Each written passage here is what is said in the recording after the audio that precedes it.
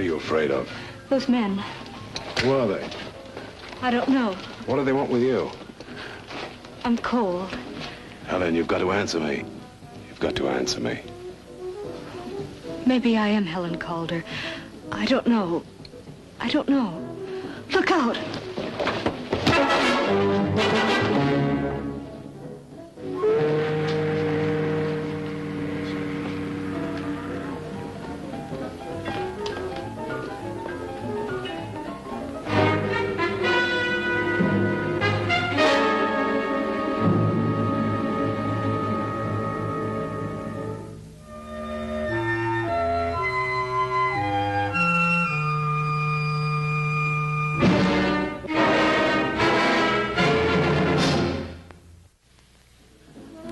I tried to get up, but I couldn't. My head was spinning like a record. I kept hearing the name of Helen Calder. Helen Calder. And I ached as I remembered how it all started.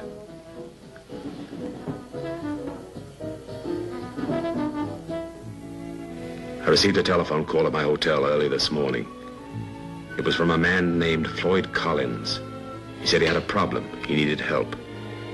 I made a date to see him that afternoon. I didn't make it any sooner because I wanted to check just who Mr. Collins was. His history read like a who's who. Wealthy, a successful attorney, outstanding citizen. With that kind of send-off, I made sure I was on time. His home looked like a hotel, and the butler was as proper as you would expect this type of butler to be.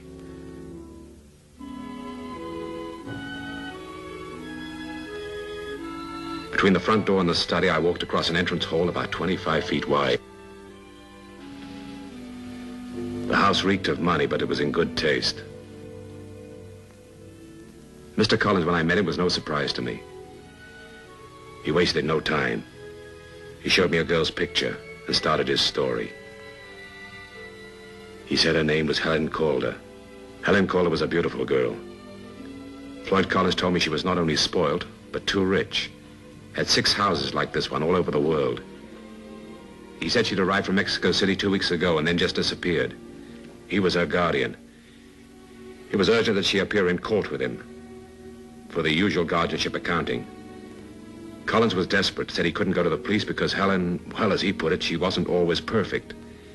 I understood his problem, and I felt sorry for him. Why did you wait a week? And why did you send for me? Well, I've been told you're a man who can be trusted, that you're discreet. Has she ever disappeared before? Sometimes for months. I never know where she is. Not until I receive a cable or a phone call for money. Does she know she has to make an appearance in court? I told her. That's why she flew in from Mexico.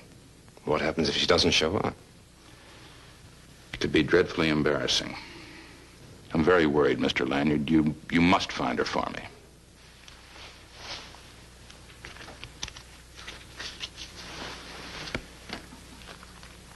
Driver's license, huh? Yeah. Age, height, hair, eyes. It's all there. Thumbprint, signature. Might help. Might indeed. I suppose she got this on one of her rare visits here, huh? That's right. Now, if you do find her, you'll know her by the ring on her finger. She never takes it off. It's an antique emerald ring and a heavy gold setting, and then there's a serpent engraved on the stone. You find that ring and you'll have found Helen.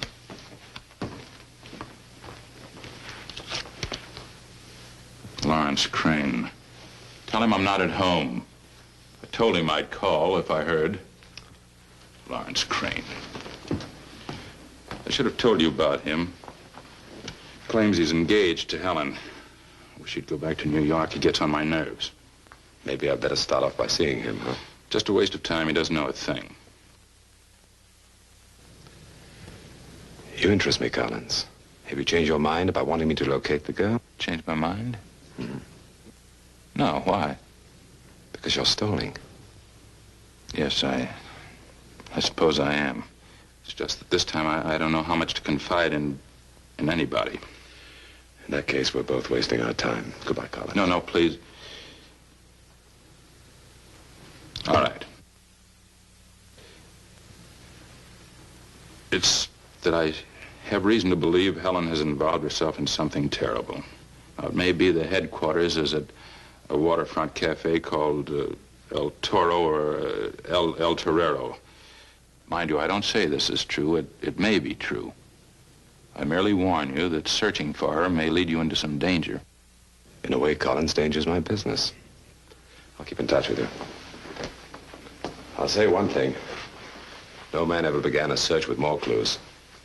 Goodbye. Goodbye, thanks.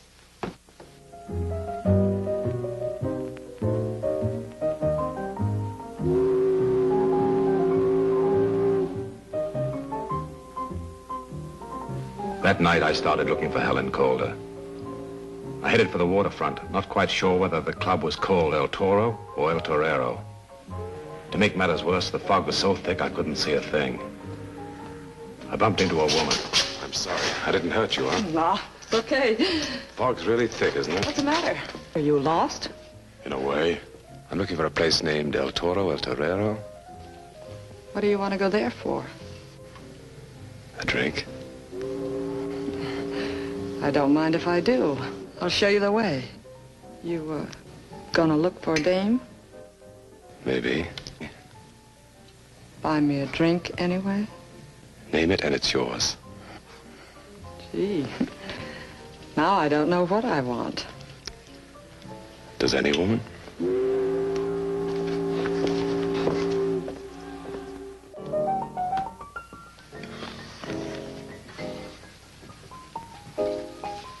Say, you ain't a bad-looking Joe. What's your name, Jack? Jack. Okay, Jack. Mine's Babe. I want to tell you something. Judging by your appearance, any dame you're trying to find ain't gonna turn up in here. We can still have another touch, though, huh? I've been looking for you, babe.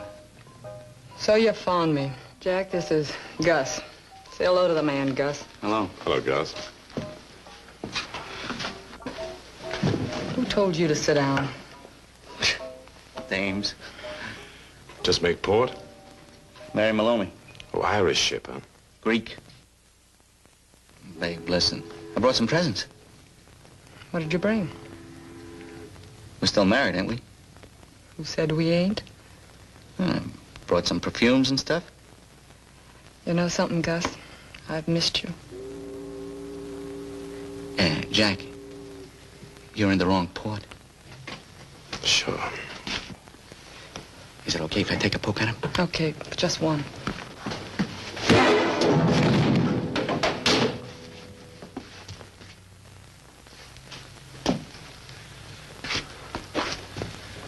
That's a nice left you got. No hard feelings? No hard feelings. Then, let's try again.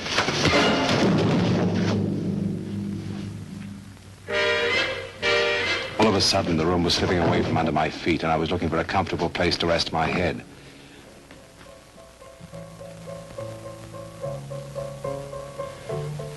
By the time I got off the floor, Babe and her boyfriend had left. Groggily, I looked around the club. I did a take. There was Helen Calder with a couple of strange playmates. I knew I was right. But if I needed more proof, she was wearing the ring that Floyd Collins said she never took off. A few minutes later, Helen Calder's friends left, and I moved across the barroom to her. Helen Calder? Who? That's your name, isn't it? You have the wrong girl. You mind if I sit down? Yes, I mind. You wouldn't like to change your mind About what? about being Helen Calder? I've never even heard the name before. What's it all about? Do I look like her? Identically. Well, how do you like that? I like it. Do you have a name? Huh? Lanyard, Michael Lanyard.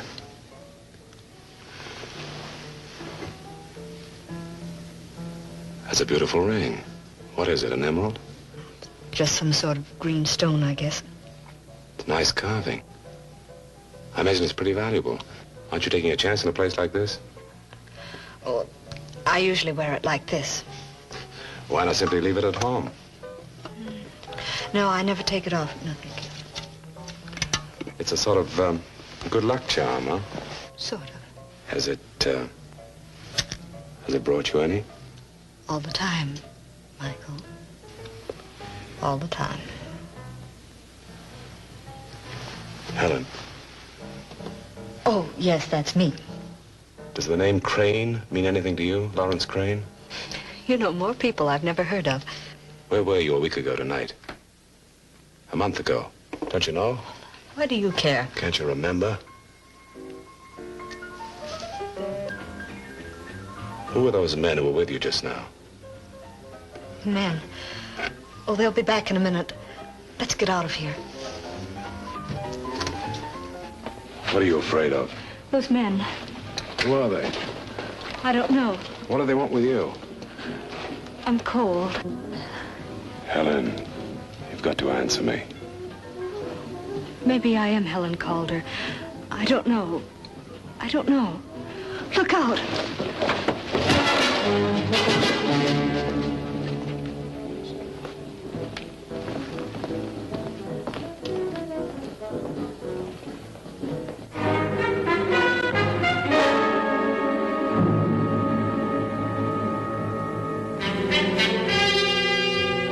She was Helen Calder, all right.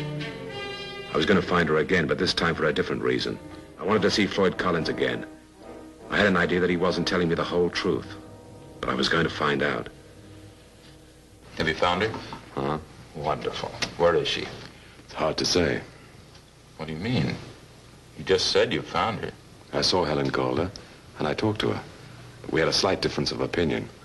She wasn't sure she was Miss Calder. Well, is she in trouble? Is she ill? Seemed like a little bit of both. If she's in trouble or ill, she needs help. You've got to do something. You've got to find her again. When I was last here, Lawrence Crane came to see you. You said he was engaged to Helen. No, I said nothing of the sort. Crane said he was engaged to Helen, but he had nothing whatever to prove he'd ever met her. I believe the young man is nothing but a fortune hunter. I'd still like to talk to him. Well, he doesn't know where she is. I don't believe his story. I don't believe he ever met Helen. Why does he insist they're engaged? Well, because... Well, I don't know. What difference does it make? Why do you want to see him? Do you want an honest answer? Yes. Because you don't want me to. But I'll find him. Without your help.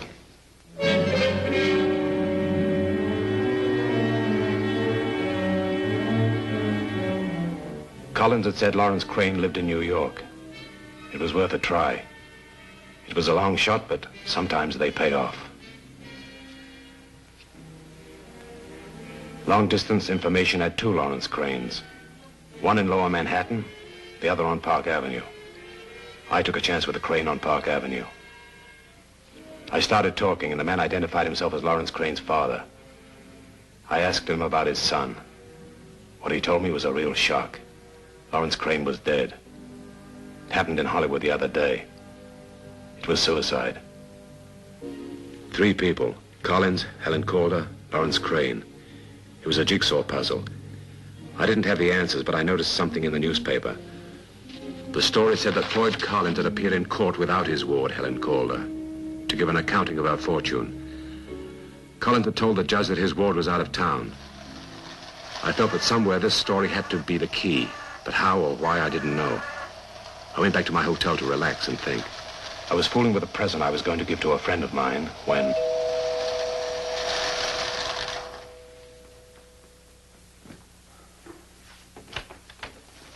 Mr. Lanyard? Yes. I'm Lawrence Crane. I'd like to talk to you a minute. Come in.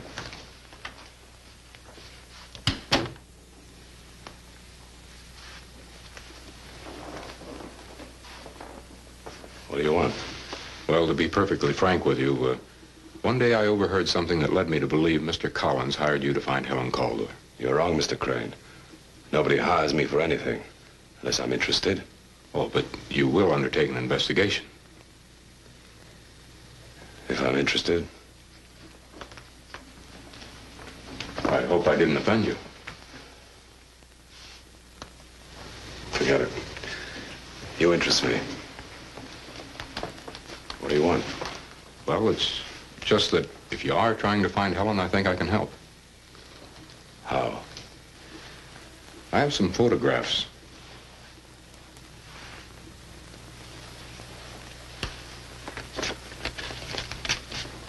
Very pretty.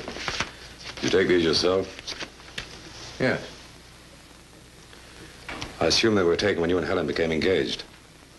Of course. Look at this. What's wrong?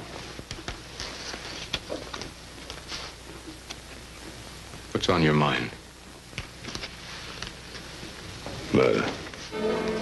Murder. You mean that Helen is dead?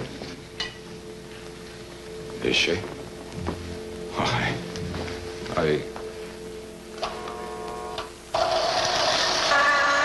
You better leave now, Mr. Crane.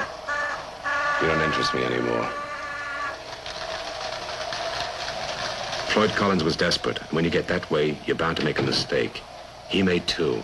He sent me a phony Lawrence Crane, and in the picture that Crane showed me of Helen Calder, there was a calendar with yesterday's date. I gave Crane enough time to get away. I knew where to find him. I headed for Collins' house for a showdown.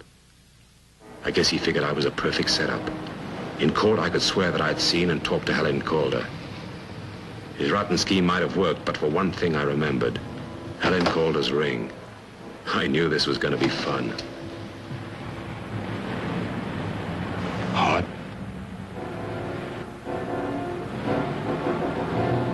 Warm.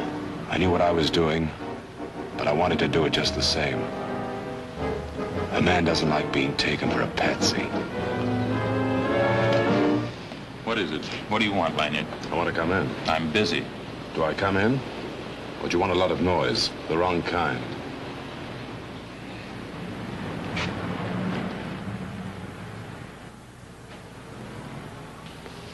What's the meaning of this? I have guests. Good. Let's join them. Helen has been found. She's with me now, so I don't need you anymore. She's been found. Is Lawrence Crane found too? Lanyard, I told you before, I'm busy. Why don't you come back a little later?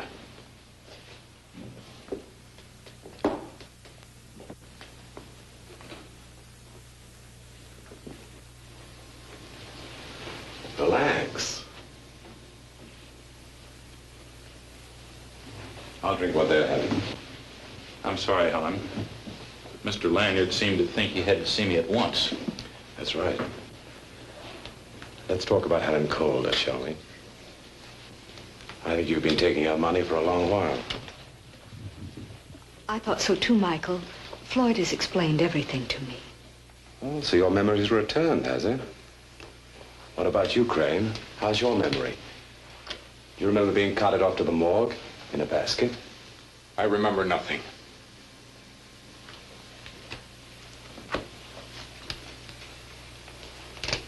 Who are you when you're not Helen Calder? I am Helen Calder. What are you talking about? Of course she's Helen Calder. You've got a driver's license with the thumbprint on it. You think it won't match? I know it'll match. I tried it. It was a smart idea having your girlfriend apply for a license in the name of Helen Calder. But it only proves that the plot was well planned and premeditated. She's sitting right there in front of your eyes. The plot was quite simple.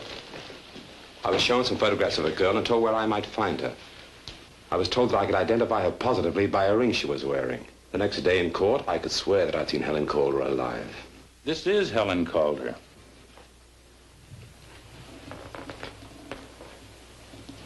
Is it? Is that your ring? You wear it constantly. You never take it off. Doesn't that prove who she is? No, it proves who she isn't. If she wears it all the time, why isn't the skin underneath it white? What are you trying to say, Lanyard? Simply this. I don't know who this charming young lady is, but I know she's not Helen Calder. And this stooge is no more Lawrence Crane than you are.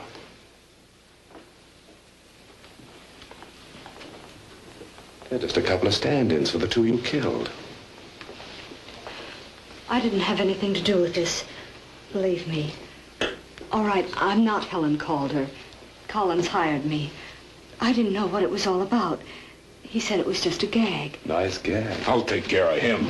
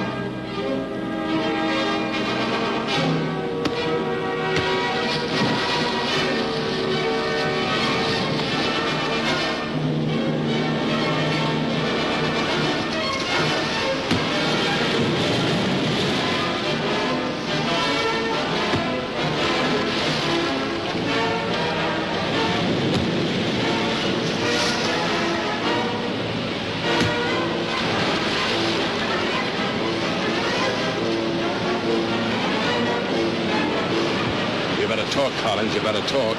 You're right. You're right. I killed them both. Helen's fortune's tremendous. There's room for another partner. You can testify in court that you saw her. They'll never find her grave. Crane's death is listed as a suicide. It can work. I'll do anything. Anything. What do you want me to do? You and your partners better hire a good lawyer. You know, Collins, you should never have sent for me.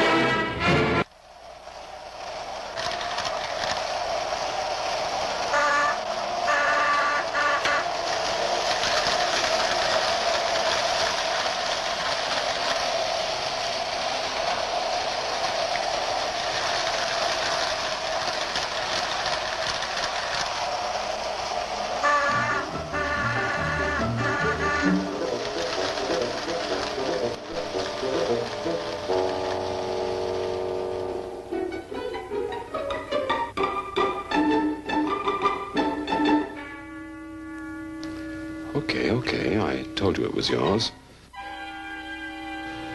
I just had to make sure that all the parts worked before I sent it over to your house.